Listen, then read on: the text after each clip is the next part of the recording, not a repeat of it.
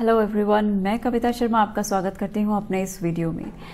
हमारी बॉडी एक क्रिया है जो हर समय हर क्षण बदलती रहती है।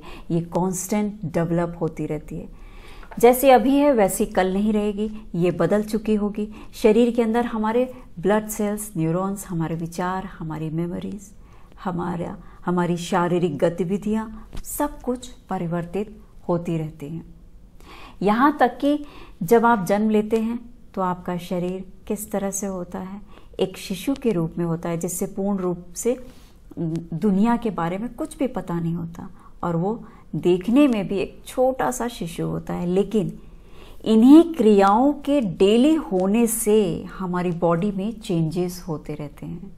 ये बॉडी दिन पे दिन बदलती रहती है। उम्र के साथ इसके experiences, white blood cells, red blood cells, neurons, हमारे पिछले कई जन्मों की मेमोरीज, ये सब डेवलप होती रहती है। जैसे आपके पास बहुत सारे जन्मों की मेमोरीज होती है, उसी तरीके से शरीर में सेल्स यानी हमारी कोशिकाओं की भी मेमोरीज होती हैं। प्रतिदिन पुराने सेल्स जो हैं वो मरते हैं और अपनी मेमोरी नए सेल को ट्रांसफ़र कर देते हैं और ये हमारा शरीर इसी तरह से क्रिया करता रहता है और परिवर्तित होता रहता है। आप देखेंगे कि शिशु अवस्था में से ओल्ड एज में आते आते आपका शरीर बहुत सारी प्रक्रियाएं करके आपको एक लंबा रास्ता दिखाता है जिसमें बहुत सारे चेंजेस होते हैं। इसमें से कुछ आप नोटिस करते हैं और कुछ आपको पता ही नहीं चलता। हमारे जितने भी बॉडी ऑर्गन हैं उन सब में डेली कुछ ना कुछ परिवर्तन होता रहता है। जैसे नाखून का बढ़ना, वो आप देख सकते हैं, कांस्टेंट बढ़ते रहते हैं। हमारे बाल का बढ़ना, वो भी आप देख सकते हैं, जो अक्सर वो चेंज होते रहते हैं, बढ़ते रहते हैं। इसी तरह से हमारा हार्ट चेंज होता है, हमारी किडनी, स्किन में, नर्वस सिस्टम में, और इसी तरह से हमारी संपूर्ण पूरी बॉडी में ऐसे कई चेंजेस होते हैं जो हम नोटिस नहीं कर पाते। तो ये सब कांस्टेंट नहीं है। इनफैक्ट सारे यूनिवर्स में कांस्टेंट कुछ भी नहीं है। जो ऑक्सीजन आप ले रहे हैं वही सेम ऑक्सीजन आपको कल नहीं मिलेगी। सूरज जो आपको लगता है कि वो तो सेम है, लेकिन सूरज भी अपने आप में परिवर्तित हो रहा है। हर एक क्षण उसमें बहुत सारी तब्दीलियां हो रही हैं। आपने सुना होगा कि कुछ वर्षों के बाद सूरज नहीं रहेगा, तो ये भी निरंतर होने वाले परिवर्तन का हिस्सा है। जीवन का हर एक क्षण अलग होता है। हमने नाम तो दे दिया है क्षण, लेकिन हर क्षण एक जैसा नहीं होता। निरंतर बदलाव की इसी प्रक्रिया से आप कितने डिटैच और अटैच होते हैं, इसी पर हमारा सारा जीवन आधारित है। आप में हर दिन हर क्षण मेमोरीज भरती जा रही हैं और वो मेमोरीज डेड टाइम में उसका आज में कोई अस्तित्व नहीं। वो एक सपने के जैसा है।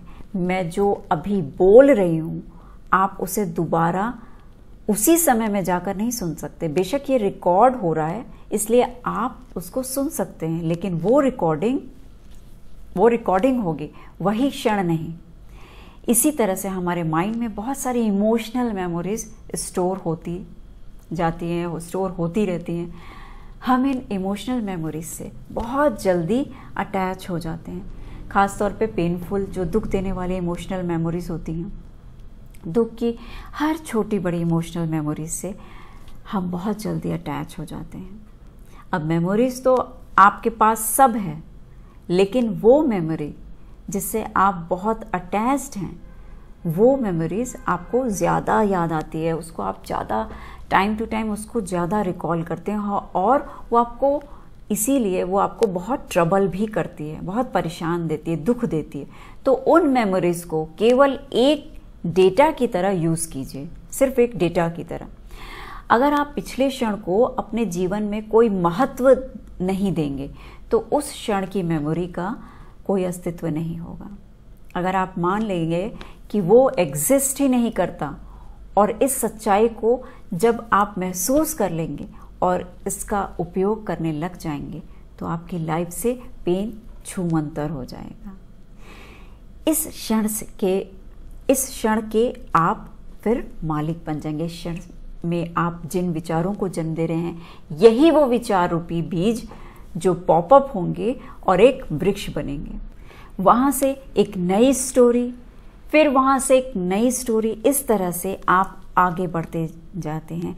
लेकिन अगर आप पास्ट की मेमोरीज को आज में याद करके परेशान होंगे तो समझिए आपने पेन को अपनी लाइफ से जोड़ लिया।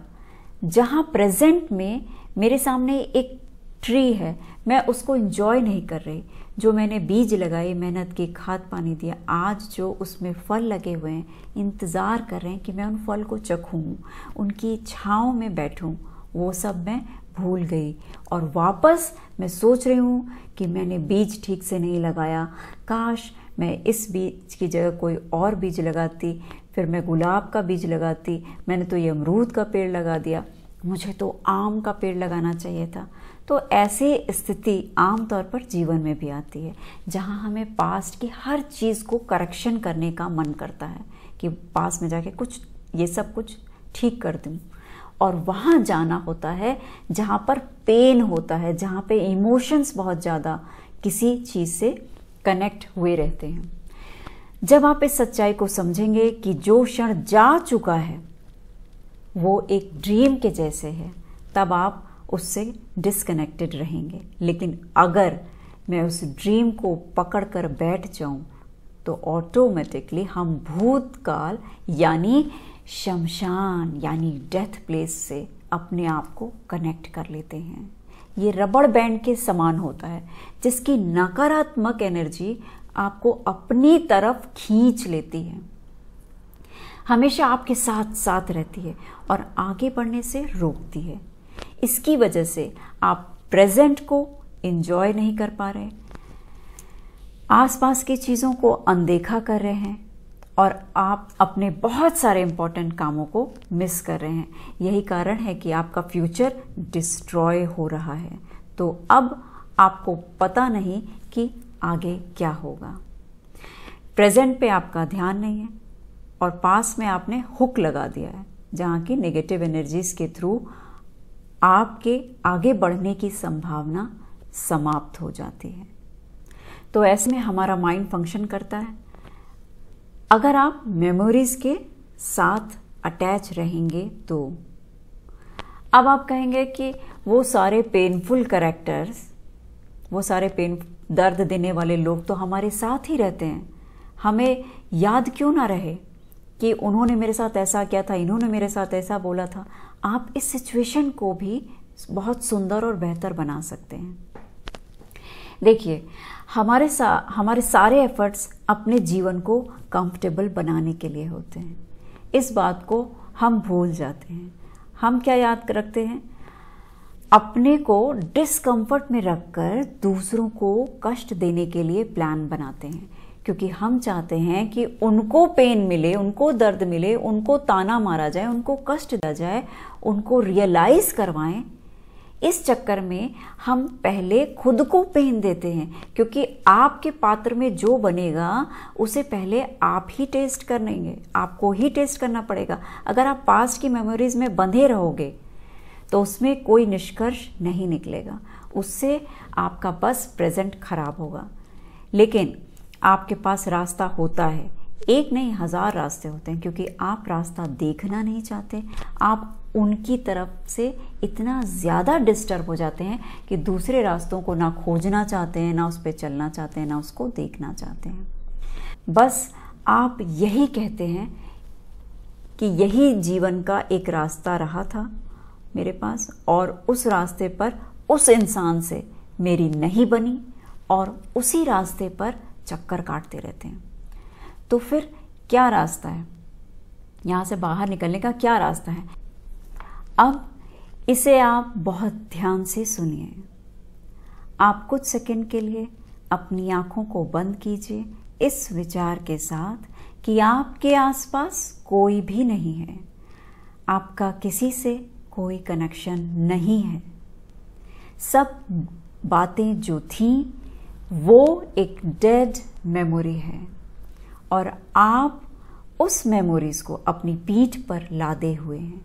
आपने रियलाइज किया कि वो मेमोरीज का बोझ इतना ज़्यादा हैवी है कि आप झुकते जा रहे हैं और आपके चलने का तरीका बिल्कुल बदल चुका है। आपने इस बात को भी रियलाइज किया कि प्रेजेंट में इन डेड मेमोरीज का कोई इस्तेमाल नहीं है, इनसे मैं कोई मैजिक नहीं कर सकती जिससे लाइफ डिलाइटफुल हो जाए।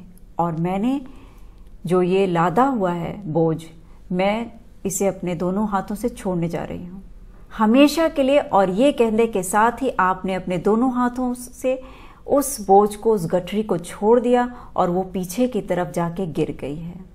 Now suddenly you are feeling light. अब आपकी जितनी भी पेनफुल मेमोरीज थी, जो दर्द था, वो सब आपने ड्रॉप कर दिया इस क्षण, और गिरते के साथ ही वो क्षण निकल चुका है। अब आप जीवन में एक कदम आगे बढ़ चुके हैं। आपके कदम बिल्कुल हल्के हो गए हैं और इसके साथ आपके हाथ भी रिलैक्स फील कर रहे हैं। आपके पास अब कोई मेमोरी जाल नहीं और इसी के साथ आप भी बदल चुके हैं। इसी क्षण से अब आप आज़ाद हैं, नए विचारों के साथ, नई दुनिया में। उम्मीद करती हूँ आपको आपकी नई दुनिया बहुत खुशी और सुख देने वाली होगी। अगर आपको मेरा ये वीडियो पसंद आया है तो उसे लाइक ज़रूर कीजिए, वीडियो को ज़्यादा से ज़्यादा शेयर कीजिए और मेरे चैनल को सब्सक्राइब ज़रूर कीजिए। वहाँ एक बेल आइकॉन है, उसे भी दबाना मत भूलिएगा ताकि आप मेरे आने वाले सभी वीडियोज़ के नोटिफिकेशन पा सकें। Thank you so much for watching my videos.